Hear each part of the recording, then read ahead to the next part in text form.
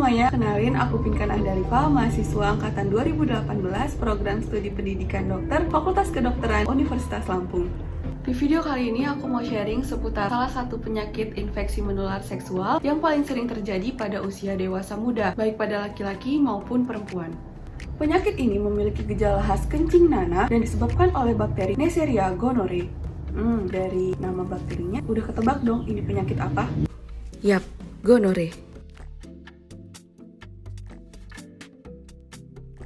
Gonorrhea merupakan penyakit menular seksual yang disebabkan oleh bakteri Neisseria gonorrhoeae dan dapat menginfeksi laki-laki maupun perempuan.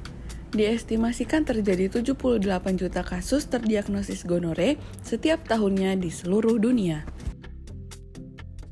Bakteri ini menginfeksi bagian tubuh yang lembab, di antaranya uretra, vagina, serviks, anus, faring, dan konjungtiva.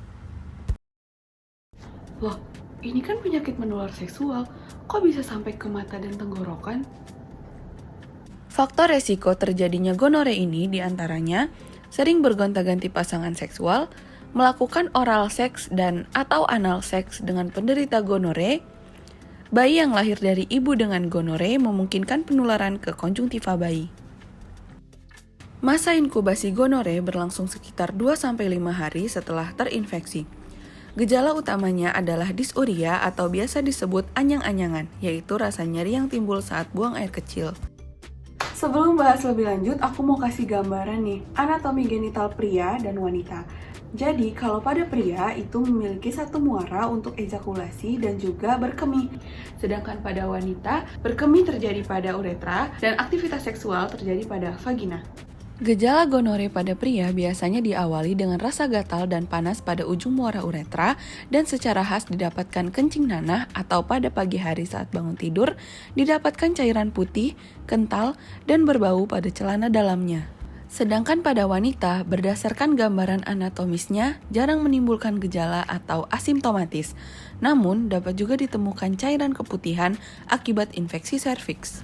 Jika gonorrhea menginfeksi faring, gejala yang ditimbulkan berupa nyeri tenggorokan terutama saat menelan dan terkadang terdapat cairan kental dari tonsil.